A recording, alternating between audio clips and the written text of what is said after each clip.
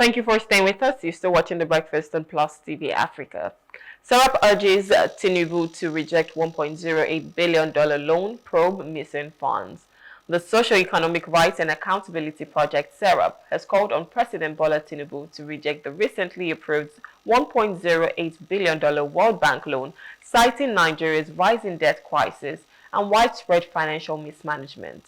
In a letter dated April 5, 2025, Serap urged the president to first recover over $233 billion allegedly missing or mismanaged across various government agencies, including NBTET. According to Serap, the 2021 audited report by the Auditor General reveals grave irregularities such as NBET paying over $96 billion for unrendered services, failing to recover 2.8 million naira in 2.8 trillion, I beg your pardon, in revenue. Other agencies, including PENCOM, FRSC, and the Nigerian Security Printing and Minting Company, were also implicated in tax evasion, undocumented payments, and non-remittance of internally generated funds.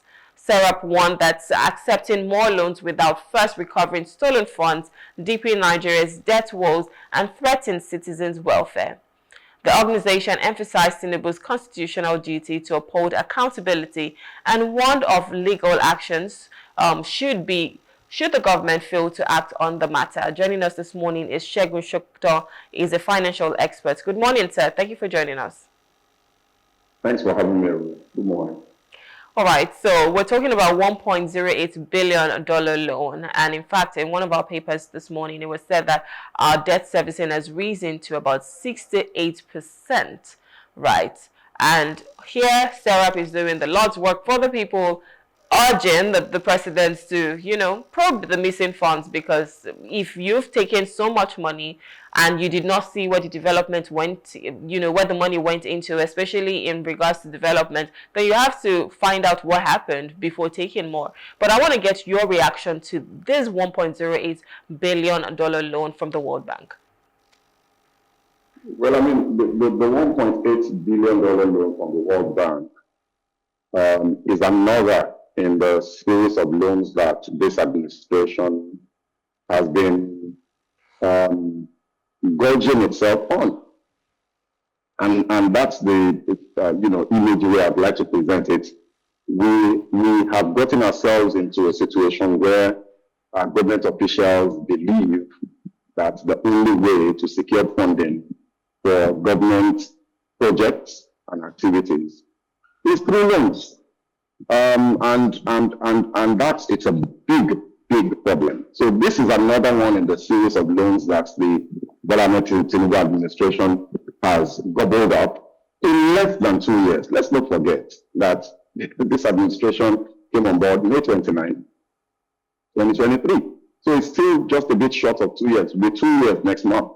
And in that time, in 2 years, we have done additional loans of somewhere between $8 billion to $10 billion. The last time that I tracked this, we were trending around $7 billion additional loans. That was about 4 or 5 months ago. With this $1 billion that has been added, and a couple of others that have come up, in national conversation between the last time that I reviewed this and now, we're pushing towards $10 billion additional loans in 2 years. In 2 years. For context, between the ascension of President Goodluck Jonathan in 2011 and the ascension of President Bola Tinubu in 2023, foreign loans totaled somewhere around $25 billion cumulative. This administration has ballooned that number very, very quickly. Oh, I was just asking, why do you think we've made this a trend over time? Because as a business, if you know that you're not doing so well with your revenue, in as much as it's okay to take loans, but you're taking loans because you want to invest that into your business, make more money, pay back the loans, and then you still have something for yourself that you can declare as profits. But in Nigeria, that's not the case. They tell you it's okay to take loans. Other countries take loans, when they need to develop their country. But we're not really saying what these loans are being used for here. But why do you think we've made it a trend that anytime, we're just faced with any little difficulty, loans are the next best thing? Well, I mean, the answer to that is a bit political, and I try to avoid political perspectives to national economic issues when I speak, in my capacity as principal partner with Media Scott. The most non-political response to that is to say that it's a habit.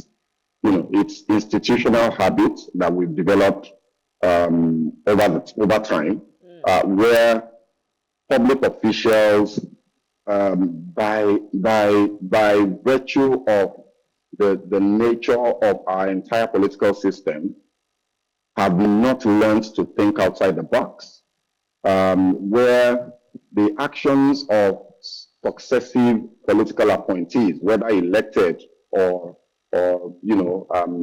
selected or appointed, have been guided by a bureaucracy that is no longer efficient, that is very stuck in its ways, that is extremely lethargic and slow.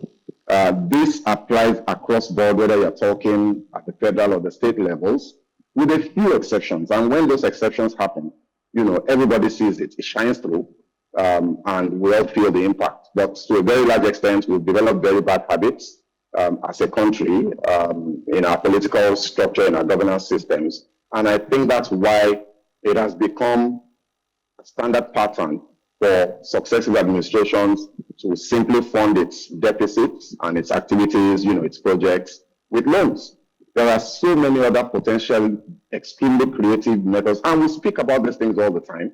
And you do hear, for example, the Minister of Finance recently. So you do hear government officials adopt some of these ideas, talk about them, and actually try to implement them. Talking about, public-private partnerships, different models of that exist as a way of funding government infrastructure projects. Talking about driving private capital, not through public-private partnerships at all, just private investment in public infrastructure, in a profit-driven manner that would ensure that private funds get the returns that they require. Those are alternative funding models that our government desperately need to explore. This idea of funding our government business through loans has to stop.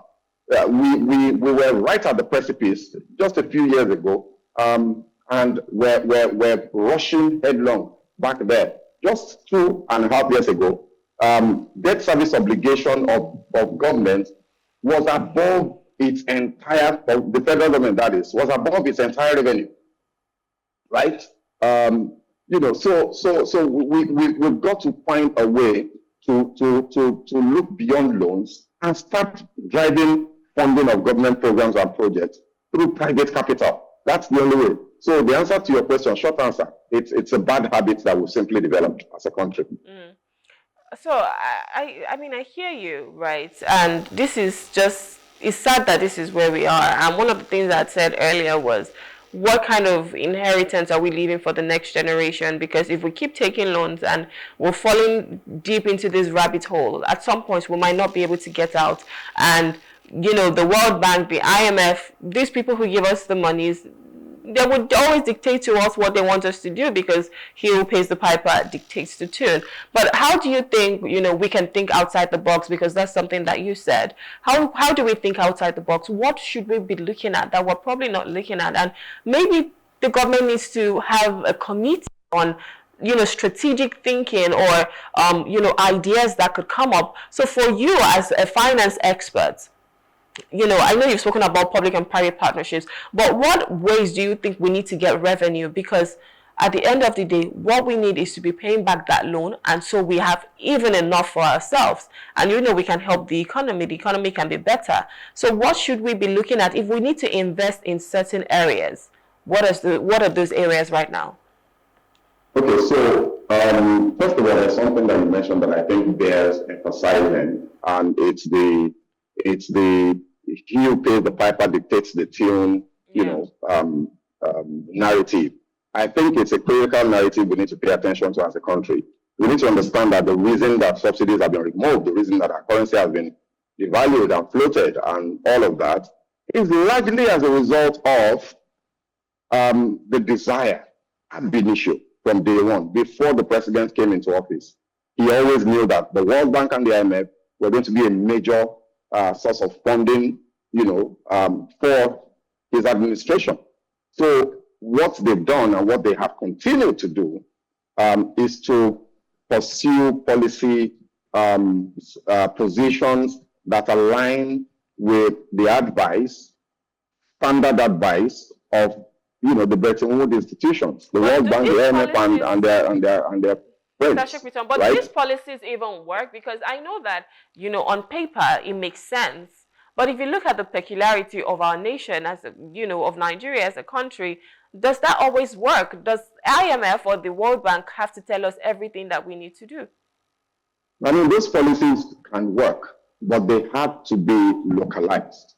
They can work, but they've got to be customized to your local peculiarities. And that's what we've not done. Look, the IMF and the World Bank, the biggest contributors to those multilateral organizations, institutions, is the United States. The United States, as we speak, still subsidizes energy. Yeah. The UK, as we speak, subsidizes the production of cars, electric cars. I mean, look, subsidies are a standard tool for targeting economic activity, economic development, consumption, production. It depends on what you're trying to do. So you can't just, wholesale say subsidies are bad and you take them out just because of the impact they're having on your fiscal position. So now what Nigeria has done is we're taking subsidies out of energy, that's petrol subsidies, taking subsidies out of education, we're taking subsidies, we've literally floated the economy and dropped it, at the mercy of the market. In a country where the poverty prevalence ratio is so high, it's suicide to do that. So those policies can work, but they've got to be customized and localized. Now, to answer the other question that you asked about the how, if I were the president, I'll bring together a very strong think tank, task them with the job of coming up with a 10-year plan, not 4 years, not 8 years, 10 years in the first instance, and then 30 years in the second instance, on how we are going to achieve clearly defined infrastructure and economic development objectives from a financing point of view. Lock them in a room and tell them they're not coming out. If it takes them 1 week, if it takes them 1 month, if it takes them a year, they're not coming out of that room. We'll feed them very fat, let them have all the food they need, let them get visits from their wives, but they don't come out until they come up with a clear plan, well thought through, that talks about what we're trying to do, what we're trying to achieve, with regards to infrastructure development, with regards to economic development, and how we're going to fund it without loans. The point I'm making is that there has to be deliberate thought to this. This business as usual approach is not going to work. We've got to sit down and be very deliberate with the level of intellectual rigor that we put into this whole conversation about loans and about funding government programs. And sadly, I haven't seen enough of thought or thinking going into this, from whether from this administration or even from previous administrations before it. So we need to think, and I think that's the key thing, to think, bring people together, lock them up, give them a time frame, give them an objective, and then, take the feedback from them. We've got more than enough brilliant minds in this country than the very, very pedestrian way that we're going about funding our development as a country. I agree with you. So one of the key issues here as well is missing funds. And I mean, we saw the last administration try to fight corruption. I don't know if they actually did that successfully, but here we are, and we keep seeing funds go missing. So we take these loans, we say we're using them for the development of XYZ, but we never see that. How do you think we can mop up, the funds or the monies in the system instead of taking out more loans? It's political will, women. the funds are basically stolen by, and I'm using that word very deliberately because the Auditor General's report is absolutely crystal clear, that this month, these funds are misappropriated, they're unreported, unremitted, so invariably, these funds are stolen. The money just simply disappears. And it's very simple. All of this is perpetrated by high-ranking government officials, usually political ones, right? So for you to fix the problem, you've got to develop the political, balls. Pardon my language. You've got to develop the political balls to take these people on. The challenge is politicians will always, first of all, think about their election. And if you take too many forces on and you take too many battles on, you know that you are jeopardizing your elections, which is why in other parts of the world, and this is a global problem, by the way, but in other parts of the world, what you find is that second-term presidents in countries where term limits are 2 terms, second-term presidents typically tend to do better. And we also saw that, a bit of that, in Nigeria as well. I think under President Obasanjo, and all of that. But typically, you find second-term presidents doing better, right? So we need the political will to take on these issues and tackle them with sincerity and with determination and doggedness. If we do, there's a lot, look, it's trillions and trillions and trillions of naira that is floating around in people's private accounts, stolen and misappropriated from public funds. This is a fact. It's in Auditor General's report. So, and that's why I kept saying subsidy removal was never the solution. The solution was actually to take on the harder task. It's going to be hard, but to take on the harder task of actually trying to bring all of the stolen monies back, back into the coffers of government. We can do it, but do we want to do it? And I think that's why the problem. That's why I say it's a political will problem. Yeah. Our politicians are simply not going to rustle the feathers of their colleagues enough to pursue this badly needed objective. Yeah. Well, we hope that they have the political will to be able to, do what is right by the people, because Nigeria is for everyone. The money that we make is for everybody, and it shouldn't just be for a select few. So whatever we're doing what's best for the country and for the development of our nation. So we hope that even when they're taking these loans, they're not just taking it for their own pockets, but it's important that we do not just go down into that rabbit hole of taking loans every single time. I know that, Serap has obviously urged the president to reject the loan. I don't know if that's going to happen. We'll see how it goes, because we already have that habit, that trend, like you said, of taking loans every now and again. So we'll just wait and see what happens. But this is what we have to wrap it up on this segment right now. Segun, we want to say thank you so much for coming. It's always a pleasure having you on our program. Thank you for your time. Thanks for having me. Thanks for having me, Ruben. Have a wonderful day. You too, sir. Thank you so much. All right, so we're speaking with Segun Sopitan. Is a finance expert, and we've just been looking at the fact that Serap has urged President Tinubu to reject the $1.08 billion loan and to probe missing funds. Up next, when we return, we'll be speaking on the fact that Adon is seeking for smartphone ban in schools to curb distractions. So please stay with us.